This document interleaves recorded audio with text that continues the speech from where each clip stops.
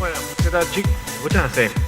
¿Qué tal? La idea de la charla es contar un poco qué es esto de una API RESTful.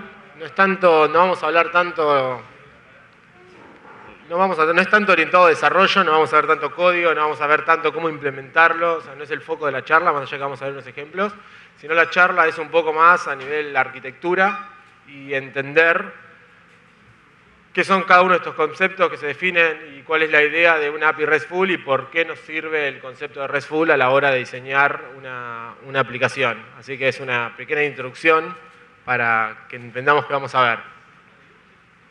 Bueno, la PPT obligatoria de los sponsors. Entonces, ¿qué vamos a ver? La idea es por qué la necesidad de RESTful, por qué surge esta necesidad, qué es el concepto de RESTful, los 6 conceptos, las 6 constraints que definen a RESTful y cómo implementar cada una de estas constraints en NetCore. Y después una pequeña conclusión de qué es lo que nos podemos llevar a esta charla o cómo seguir de acá adelante o por qué implementarlo. Entonces, para empezar a hablar de RESTful o entender estos conceptos, lo primero es entender por qué o para qué queremos implementar RESTful o qué nos vienen a solucionar. Para eso primero surgen estas 8 falacias que se definieron ya hace unos cuantos años, que son las 8 falacias de la computación distribuida, que básicamente lo que definen son los 8 primeros problemas con los que se cruzan cualquier desarrollador que está acostumbrado a hacer aplicaciones de escritorio, aplicaciones cliente-servidor, pero cliente-servidor que se deployan en un servidor y en el mismo servidor deployo el frontend, como pues una aplicación en MVC, entonces deployo el frontend, deployo backend y está todo ahí adentro. Entonces estos son algunos de los 8 problemas básicos con los cuales nos encontramos. Algunos de esos que vamos a describir. El primer error que comete cualquier desarrollador es pensar que la red es confiable. Estamos acostumbrados a desarrollar aplicaciones que corren en un solo servidor. Entonces de repente cuando pensamos en una aplicación distribuida, pensamos que la red es confiable, que todos los paquetes que enviamos van a llegar y que no vamos a cruzarnos con ningún problema en el medio. Que no se va a caer ningún nodo porque no tenemos el concepto de nodos, estamos acostumbrados a un solo servidor. Así que de repente incluir el concepto de nodo, de que puede fallar algún nodo, de que algún request se pueden perder paquetes, no lo tenemos en cuenta. Otro error común es el tema del ancho de banda. Pensar que el ancho de banda es infinito. Nadie se pone a pensar cuando hacemos aplicaciones distribuidas de que el ancho de banda no es infinito, de que tenemos un ancho finito y que de repente no es lo mismo tener 10 requests que de repente empezar a tener 2 millones de requests. Que puede ser que todos esos requests no quepan en el ancho de banda que tenemos y tenemos que empezar a pensar cómo manejarlo. De vuelta, son conceptos que cuando trabajamos en un solo servidor, cliente-servidor en un solo lugar, no tenemos por lo cual preocuparnos. Otro importante es el tema de la topología. No nos ponemos a pensar de que deployamos una aplicación en un servidor, en N servidores, y que estos servidores se pueden mover, de que estos servidores pueden migrar de algo on-premise a la nube, de una nube a otra nube, y que esa topología está en constante movimiento, que las tecnologías avanzan y que avanzan las tecnologías, necesitamos migrar nuestra aplicación entre servidores y demás, y esta topología es cambiante todo el tiempo. Otro tema es el costo del transporte. No nos ponemos a pensar cuánto nos cuesta enviar información de un nodo a otro, de un servidor a otro, de una nube a otra, de un servidor on-premise a una nube, o cuando pensamos en aplicaciones distribuidas, una misma transacción que tiene que viajar por N nodos, ese N nodos que tiene que viajar tiene costos. No es lo mismo un solo request a un servidor y que ese servidor me responda completo, donde tengo un solo ida y vuelta, cuando de repente tengo que ir a un servidor, a otro servidor y empezar a volver. Todo eso tiene un coste extra que no nos ponemos a pensar. Bueno, describimos algunos, no voy a pasar por los 8, sino por los que me parecen más importantes y que son el puntapié inicial para empezar a pensar en, ok, todos estos problemas existen, ¿cómo los solucionamos? ¿Hay alguna solución que me pueda arreglar todo esto? Bueno, obviamente, de más decir que no es nada mágico lo que vamos a hablar, pero sí implementar todos los conceptos que vamos a describir ahora están pensados para solucionar cada uno de estos problemas. Entonces, primero vamos a definir qué es una API. API es la parte visible de nuestra aplicación. desarrollamos una aplicación, la parte visible, lo que le exponemos al cliente, es la API. Una API a nivel de software es cualquier endpoint que tengo, cualquier endpoint que estoy consumiendo. API no solo se define a nivel de software. Si tenemos un aire acondicionado, lo que vendría a ser el control remoto sería la API de ese aire acondicionado porque es el punto de entrada que tenemos. Es la información que nos está exponiendo y la funcionalidad que nos está exponiendo. Después el concepto de REST. REST es un concepto de arquitectura, es un estilo de arquitectura que se definió hace varios años, que plantea algunos conceptos que son necesarios implementar para poder respetarlos. REST es un estilo de arquitectura y RESTful es cómo se denomina, cómo se describe a un web service que implementa este patrón de arquitectura. ¿Bien? Es la diferencia que tenemos entre REST y RESTful, que es importante. Lo que vamos a ver ahora es vamos a ver cómo implementar una API RESTful, o sea, cómo implementar en NetCore una API que cumpla con todas las constraints que define este estilo de arquitectura. Ok. Entonces, antes de ver qué es REST, primero vamos a ver qué no es REST. Es importante definir que la URL no hace el concepto de REST. O sea, el ver una URL, por tener una URL linda, no estoy diciendo tengo una API REST, tengo una API RESTful. Pero sí es un primer puntapié, ya que de vuelta, la URL es el punto de entrada a nuestra API. Entonces, podemos implementar todos los conceptos de REST, pero si el punto de entrada que tenemos a la REST, a nuestra API, no respeta el concepto de REST, estamos tirando toda la basura. Entonces, ¿por qué esto no es REST? Bueno, no es REST porque el tema de REST está pensado en recursos. El concepto de REST piensa en recursos y no tanto en acciones. Piensa en cómo exponer los recursos que nosotros tenemos en nuestro servidor y no tanto las acciones, como puede ser el caso de llamada a servicios remotos o el concepto de SOAP, que sí pensaba en, ok, necesito exponer una funcionalidad, expongo un método particular que hace esta funcionalidad y mis clientes lo consumen. Como por ejemplo puede ser dame todos los clientes, dame un cliente por ID. ¿Cuál es el problema de esto? El problema es que la persona que nos consume tiene que tener un conocimiento exhaustivo de cómo funciona nuestro negocio. Tiene que tener un conocimiento de que tenemos usuarios y que tenemos un método al cual le pedimos todos los usuarios. De igual forma tenemos un segundo método que le pedimos un usuario por ID o un usuario con sus perfiles. O sea, el cliente necesita conocer el negocio y necesita conocer cómo nosotros exponemos la funcionalidad. Lo que estamos exponiendo acá no son recursos, sino es la funcionalidad de nuestro negocio. Otro problema que tiene esto, mañana queremos implementar otra funcionalidad y ¿qué hacemos? Implementamos otro método. Dame todos los usuarios por ID o ahora dame todos los usuarios con perfiles y que tengan solamente el email. Entonces se vuelve bastante complejo en rastrear funcionalidades. De repente quiero consumir una funcionalidad del negocio y tengo que empezar a rastrear todos los métodos, cuál es el método específico que tengo que consumir. Además de eso es difícil de evolucionarlo, porque quiero evolucionar un método y la forma de evolucionarlo es implementar un nuevo método con una descripción más específica, típico de lo que hacemos cuando implementamos una clase en C# o cuando exponemos funcionalidades de las clases. Entonces, ¿qué sí podemos considerar REST? Como les dije, el concepto de REST plantea en no exponer funcionalidades, sino exponer recursos.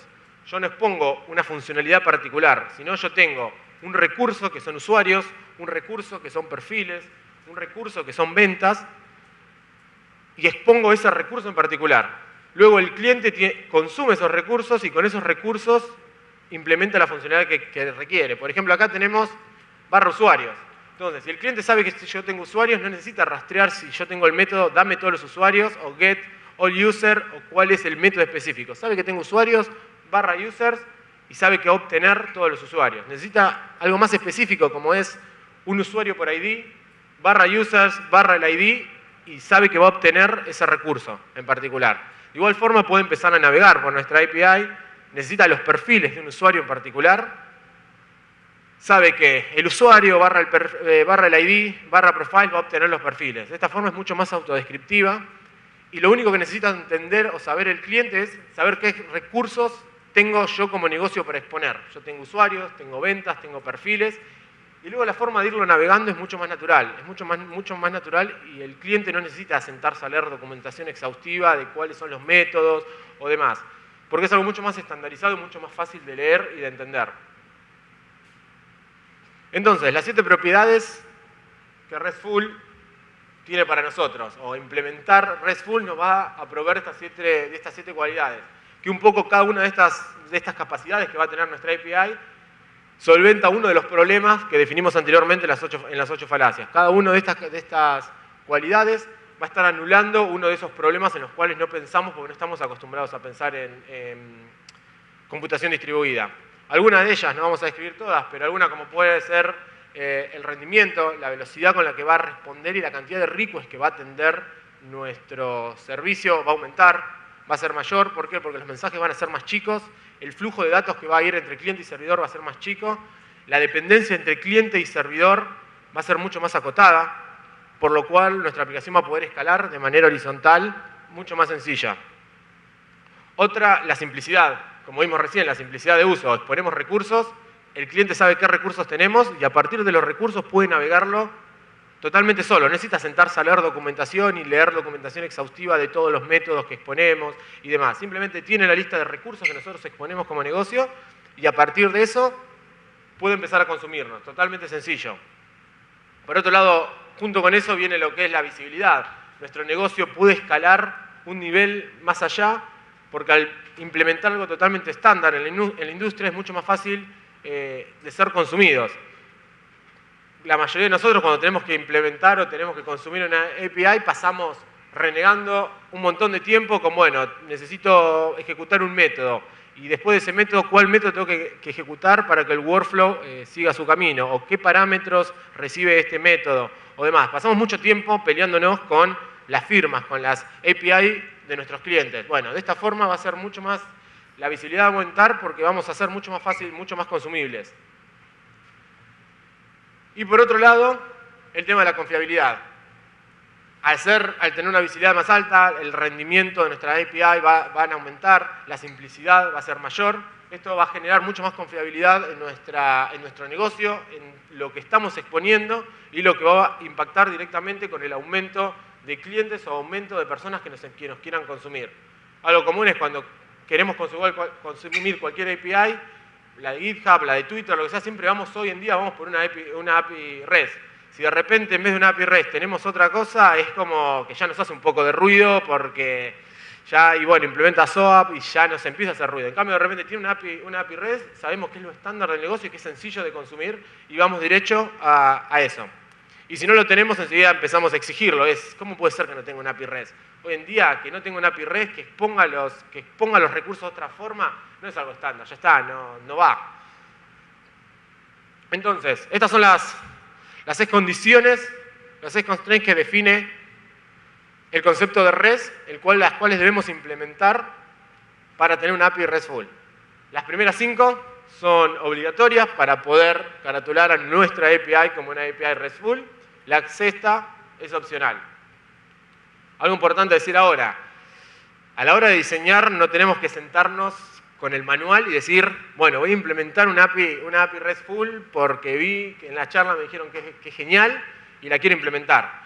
Hay que ver si una API REST está preparada para nuestro negocio, si nuestro negocio está preparado para exponer toda la lógica, todos los recursos de esa forma, porque no siempre esta es la mejor solución para nuestro negocio. Hay veces que necesitamos caer en tener un web service, en usar algo como SOAP, porque nuestro negocio necesita exponer eso. Entonces, es importante mencionar que no hay que forzar la implementación de estas 6 constraints.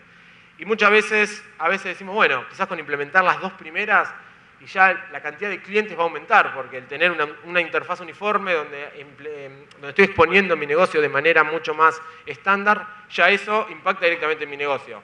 Y no me tengo que sentar a forzar a implementar los otros conceptos.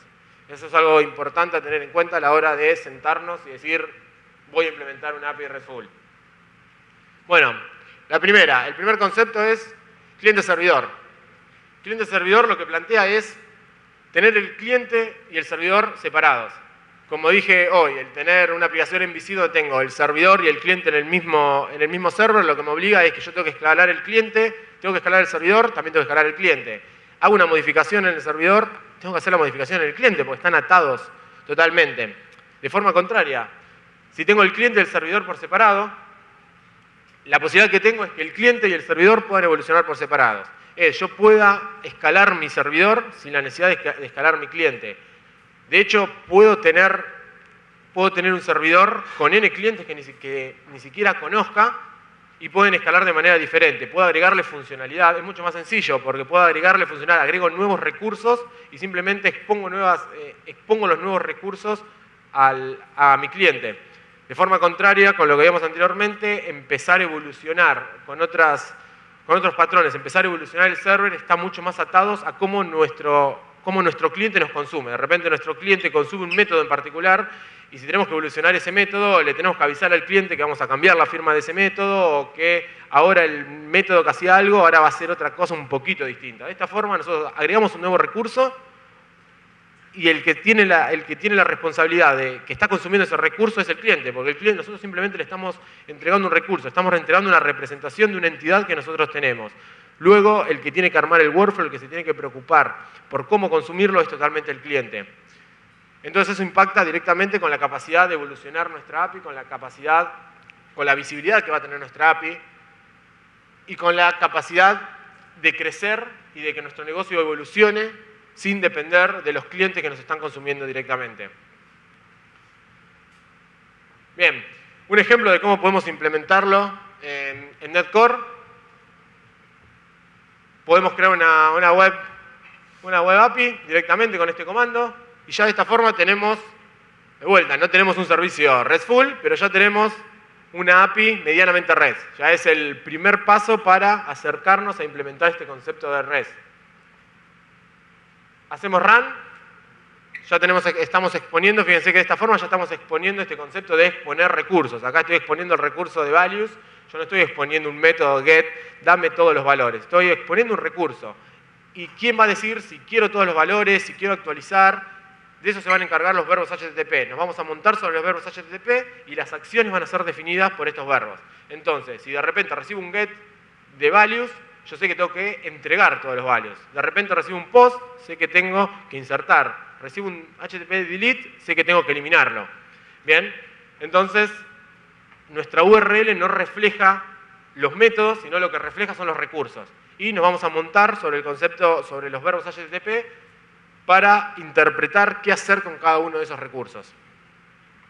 Bien, entonces hasta ahora tenemos nuestra API. Lo primero que necesitamos hacer es poder exponérsela a un cliente. Tenemos una API con values y ¿cómo le decimos? ¿Cómo le mostramos al cliente todos los recursos que exponemos o demás?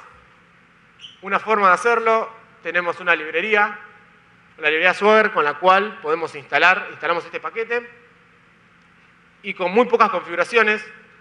Un poco también acá lo que quiero mostrar es el tema de NetCore, esta evolución de NetCore, la facilidad y la posibilidad que ha dado de agregar paquetes. Antes teníamos todo atado a un framework donde cada cosa que queríamos hacer teníamos que instalar una aplicación monolítica con 1000 cosas para hacer algo pequeño. Bueno, el concepto de ACP NetCore nos dio la capacidad de agregar pequeñas capacidades a nuestra aplicación simplemente a partir de Nugget. A partir de instalar pequeños paquetes y pequeñas configuraciones, vamos a empezar a poder agregar capacidades a nuestro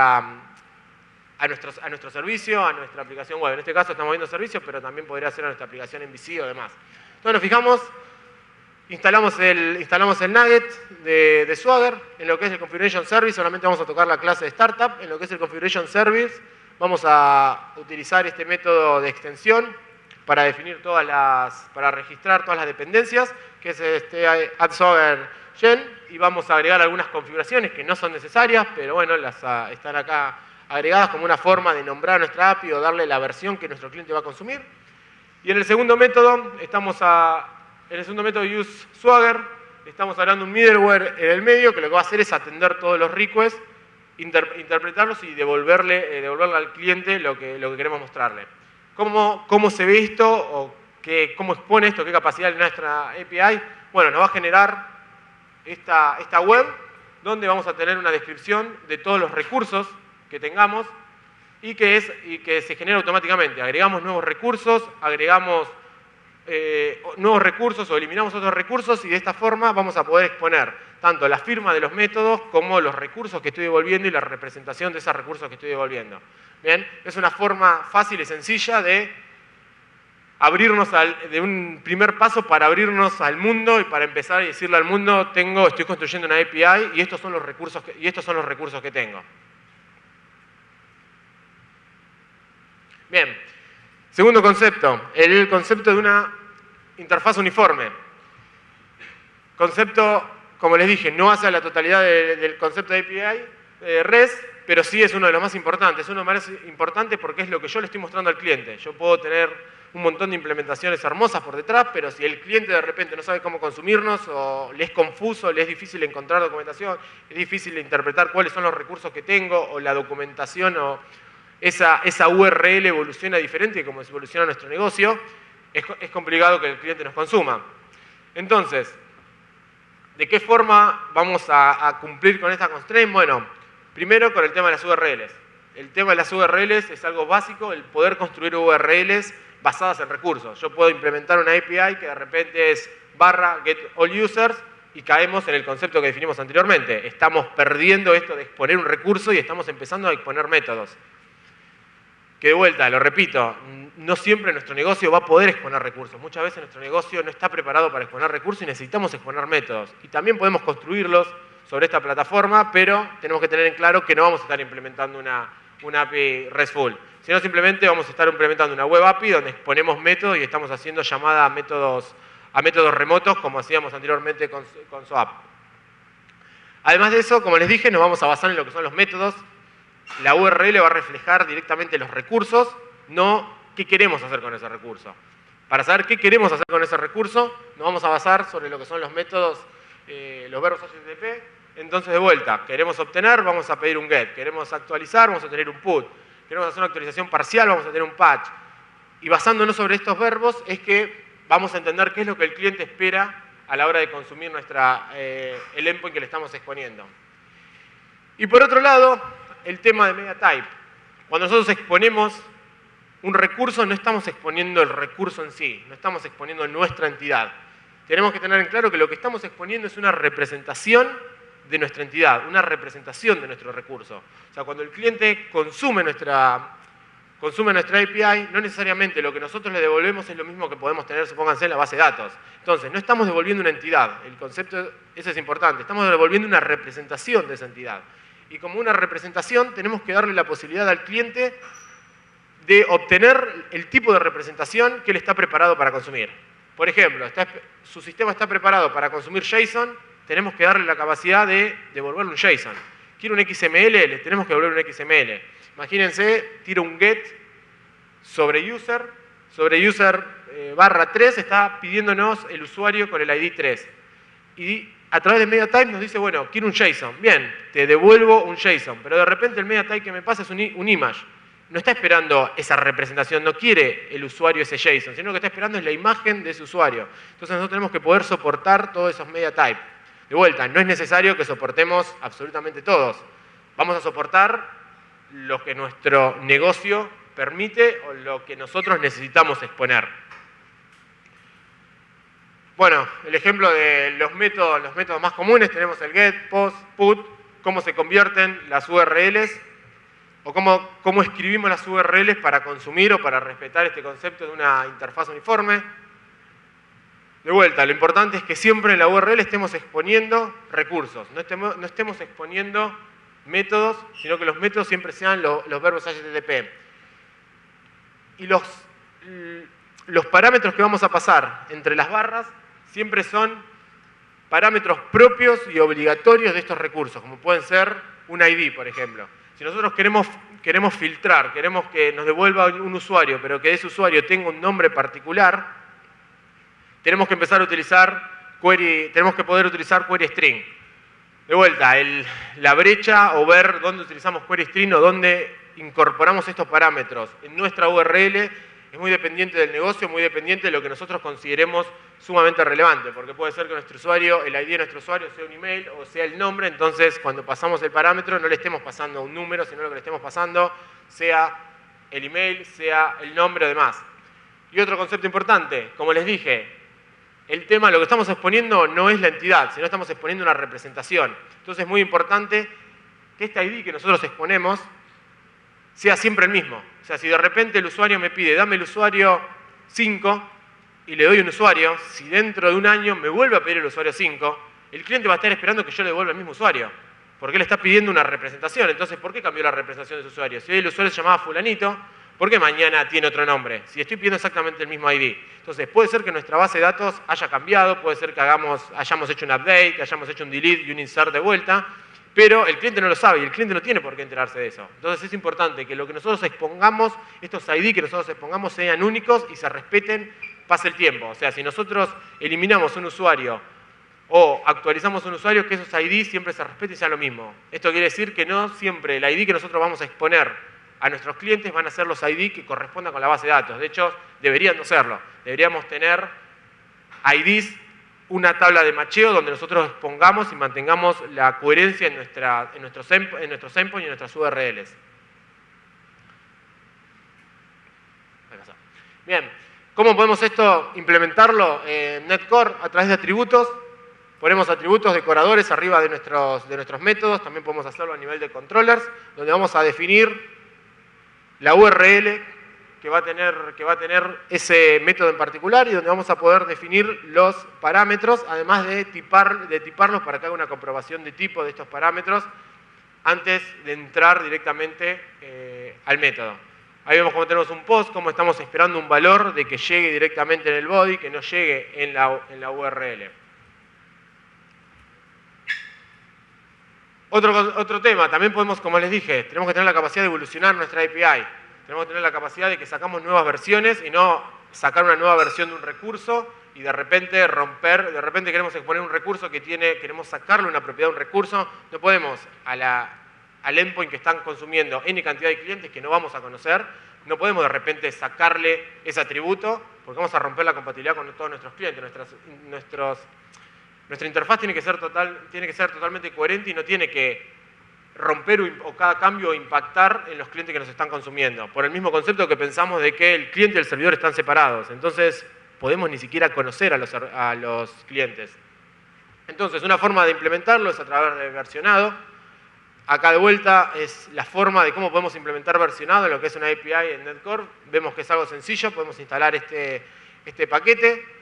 Y de vuelta, en el startup, donde básicamente vamos a tener siempre la configuración de todos nuestros servicios, todas nuestras aplicaciones, con estos dos métodos, con este método, perdón, un solo método, estamos registrando todas las dependencias y estamos haciendo una definición de todos los métodos, de todas las versiones que vamos a exponer. Y después, estas versiones las vamos a definir de vuelta a nivel de decoradores, arriba de controladores, arriba de métodos, vamos a poner cada método contra qué versión de nuestra API machea y la forma de construir nuestras URL va a ser algo de esta forma, donde tengamos API barra versión y pasamos una versión. Algo importante es, cuando empezamos a diseñar una API ya tenemos que pensar en que nuestra API va a evolucionar. Entonces, esta implementación no la tenemos que hacer después de un año que tenemos una API pública, porque si de repente le ponemos, bueno, ahora tenés que poner B1 antes de la API, imagínense, de vuelta, todos nuestros clientes rompen. Entonces, es importante pensar y hacer este diseño ya pensando en que nuestra API va a evolucionar. Entonces, construir interfaces totalmente uniformes que puedan evolucionar con el tiempo y que nos den la capacidad de agregar nuevos recursos o de mutar recursos que ya tenemos. Algo que dijimos que es el tema de que el cliente pida el recurso en el formato que espera. Una forma de hacerlo es también con otro package. Podemos instalar este package que es un formateador de XML, donde de vuelta hacemos dos configuraciones dentro del startup y le vamos a dar la capacidad de que el cliente nos esté pidiendo o que pueda recibir una representación de JSON o que nos pida un XML. De igual forma vamos a tener otros packages que nos va a dar la capacidad de devolver otros formatos, pero bueno, puse un único ejemplo. Es importante el tema de que no forzar al cliente a consumir JSON, forzar a consumir texto plano, forzar a consumir HTML o forzar a consumir XML, sino que el cliente decida qué es lo que quiere consumir o qué es lo que su sistema soporta. Y después tenemos el concepto de jateos, que lo que hace es, o lo que plantea es que en cada uno de nuestros requests tenemos que exponer toda la funcionalidad o todas las posibilidades que el cliente va a tener para con nuestro recurso. ¿Qué quiere decir esto? Quiere decir, el cliente nos pide un usuario, dice, dame un usuario. Nosotros, encapsulado en la respuesta, le tenemos que decir al usuario, bueno, yo te devuelvo esta representación del usuario. Si vos querés actualizar este usuario, podés consumir directamente este endpoint. Si querés eliminar este usuario, podés directamente consumir este otro endpoint. Lo que estamos haciendo es haciendo una API totalmente autodescriptiva, donde el usuario de repente no tenga que sentarse a leer, bueno, ok, tengo el usuario, y ahora, ¿cómo lo elimino? O acabo de crear un usuario, ¿cómo lo edito? Entonces, de esta forma, lo que estamos haciendo es que el cliente que recibe esta representación puede empezar a navegar por nuestra API como nosotros navegamos por una página HTML. Imagínense una página HTML donde entramos, tenemos un montón de links, apretamos los links y no tenemos que sentarnos a leer la documentación, ok, ¿cómo edito mi profile? Y tenés que ir ahí arriba, no, sabemos que tenemos un botón acá arriba que es editar profile, apretamos, vamos y tenemos un montón de links que son autodescriptivos. Entonces esto es lo que tenemos que plantear en las API, que sean totalmente autodescriptivas para que el cliente no tenga que sentarse a leer documentación. Bien, una vuelta, la forma de implementarlo, inyectamos en el controlador, inyectamos el servicio, le damos un nombre a los métodos que queremos exponer y después haciendo uso de este método, automáticamente este package lo que va a hacer, va a generar esto que ahora el JSON que vamos a ver, donde está encapsulado todo este comportamiento que estoy planteando. Acá tenemos cómo sería la respuesta. La respuesta de nuestro JSON, fíjense que lo que nos está pidiendo es un cliente, le devolvemos el cliente y le estamos diciendo, bueno, bien, si querés actualizar este cliente, consumís este endpoint. Con este endpoint vas a poder actualizar este usuario, cliente. Además de eso, ¿querés eliminarlo? Bueno, vas a consumirlo de esta forma. Acá podríamos agregar N cantidad de métodos. ¿Querés obtener los perfiles? De vuelta, esto depende de nuestro negocio. ¿Querés obtener los perfiles de este usuario? Bueno, agregaríamos otra opción donde recibiría todo lo que se puede hacer. De vuelta, pensemos en esto, en la forma que navegamos una página web. Entramos un clic, tenemos todos los links de todo lo que podemos hacer adentro de la sección que estamos. De igual forma, deberíamos documentar nuestra API para que los clientes no tengan que sentarse a leer cómo funciona o tengan que empezar a leer documentación. El otro concepto, el de stateless, que de lo que habla este concepto es de que no debe depender o que el usuario cuando consume nuestra API, adentro de lo que es el request, debe viajar toda la información necesaria para que el servidor lo identifique. ¿Qué quiere decir? Quiere decir de que no tenemos que hacer uso de cosas como la sesión, donde guardamos en sesión el usuario que acaba de consumir el primer request para cuando hace un segundo request chequear en sesión quién era ese usuario y a partir de eso reaccionar. Sino que adentro de lo que es el request tiene que viajar absolutamente toda la información del usuario. Tiene que viajar una implementación común, es lo que son los tokens de autenticación, donde adentro del token tengo toda la información necesaria. Tengo el ID del usuario, si necesito el email, tengo el email y toda la información que necesite está dentro de ese token. ¿Qué capacidad nos da esto? Nos da la capacidad de escalar nuestra aplicación. Nos da la capacidad de que no necesitemos que el request siempre caiga en el mismo servidor porque ese servidor mantiene la sesión, sino que podemos escalar a N cantidad de nodos que no importa en qué servidor, si el primer request cae en un servidor y el segundo cae en otro, vamos a poder manejarlo porque podemos identificar ese usuario. No solo eso, sino que cuando empezamos a tener consumos de API donde se consume de vuelta, haciendo hincapié en lo que son las aplicaciones distribuidas, consumimos un nodo, ese nodo consume otro nodo, ese nodo consume otro nodo, de repente uno de esos nodos se cae y yo lo que puedo hacer es, a partir de reaccionar a ese error, puedo consumir otro nodo porque toda la información del usuario la tengo acá. No estoy esperando de que, ese servidor conocía qué usuario era y por esa razón no puedo consumir otro. No, yo todo el tiempo tengo viva la información del usuario que necesito para ir navegando cualquier N cantidad de nodos, N cantidad de niveles. El otro concepto es el tema de caché. Nuestras aplicaciones deben poder indicarse explícitamente si quieren o no quieren ser o no almacenadas en caché. Esto no es el caché que estamos acostumbrados a utilizar en el servidor, aplicaciones, servicios como Redis, donde estamos guardando el caché en el servidor, en memoria, en base de datos. Este concepto es caché a nivel cliente. El cliente envía un encabezado donde dice, ok, dame un recurso, y ese recurso va a venir con un ID específico que va a indicar que está cacheado. Entonces, la segunda vez, o que ese caché tiene un N tiempo de expiración. Entonces, la segunda vez, antes de hacer el request, lo que voy a chequear es si ese caché, el cliente mismo va a cachear mi recurso, entonces va a evitar que el request vaya al servidor y vuelva, ¿sí? Porque el caché va a estar controlado a nivel cliente. Forma de implementarlo. Bien. Podemos hacer uso de este paquete también. De vuelta, dos configuraciones, totalmente sencillo, no necesitamos más que eso para hacer uso de este caché. Y lo que vamos a hacer, este caché va a vivir a nivel de cabeceras. A nivel de cabeceras vamos a tener que setear algunas configuraciones a nivel cliente donde va a viajar si un recurso está cacheado o no y cuánto tiempo va a estar cacheado. De vuelta, recuerden que este caché no es el caché a nivel servidor, no es el caché donde cayó en memoria, donde cayó en base de datos o donde cayó en otro servidor remoto. ¿Avanzamos? Oh, no me digan. Ahí está. Bien, ¿cómo se vería este caché del que le estoy comentando? Hacemos un request y vamos a recibir un identificador, este valor único que el cliente no tiene por qué conocer cómo está implementado o de qué forma el servidor lo implementa, simplemente sabe que recibe este identificador y además de eso recibe un tiempo de expiración para decirle cuándo este caché expira. ¿Qué es lo que hace el cliente? El cliente lo que hace después, cuando hace el segundo request, imagínense que quiere pedir de vuelta ese recurso, que quizás quiera pedir ese recurso que es el mismo que hace 10 minutos, o sea, porque nadie lo modificó. Entonces, ¿para qué vamos a ir al servidor y el servidor nos va a devolver?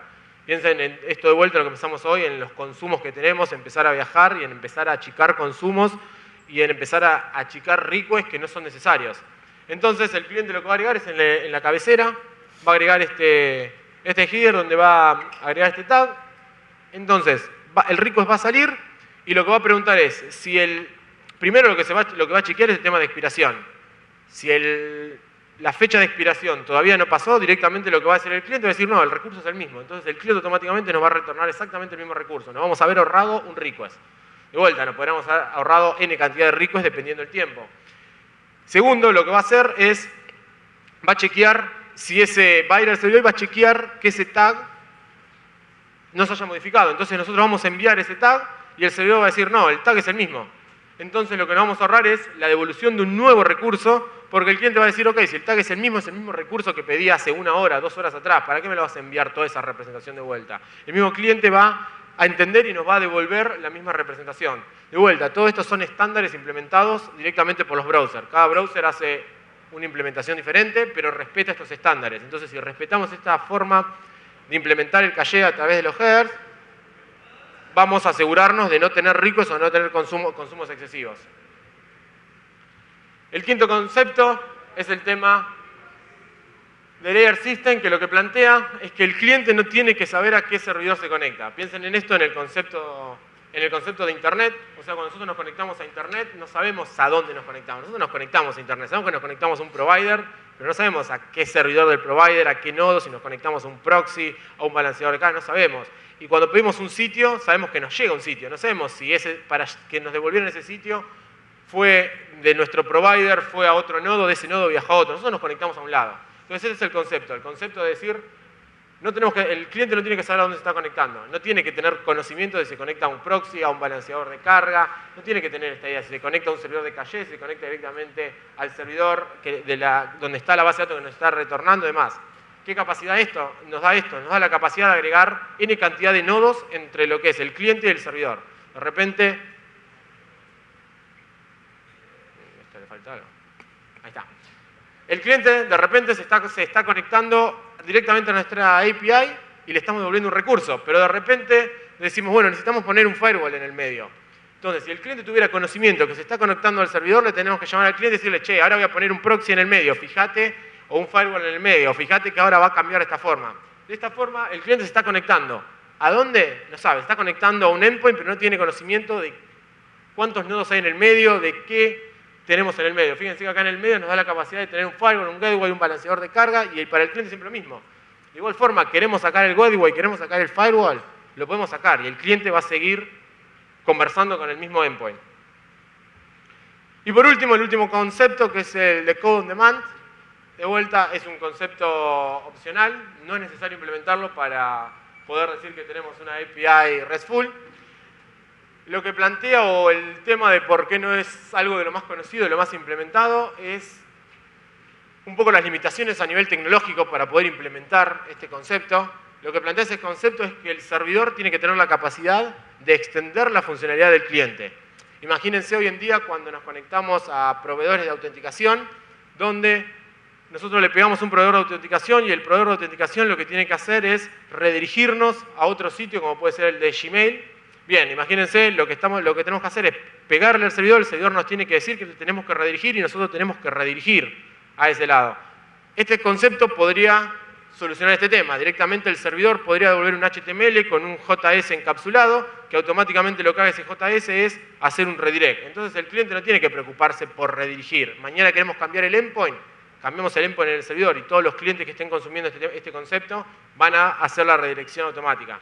Obviamente plantea temas de seguridad y aparecen otros conceptos que es lo que hace que esta constraint sea opcional, porque no sea lo más fácil de implementar, dada por la tecnología que tenemos hoy. Pero sí es un concepto que se plantea mucho cuando consumimos providers como puede ser Auth0, por ejemplo, donde lo que nos devuelve es un HTML, donde ese HTML nosotros lo mostramos y de repente tenemos el pop-up que el cliente tiene que utilizar para loguearse. Y no tenemos que nosotros codear el pop-up con el endpoint de Auth0, con el token y todo. Toda esa funcionalidad nos la da resuelta directamente Auth0 y nosotros no tenemos que preocupar. Bien, entonces, haciendo un resumen de todo esto.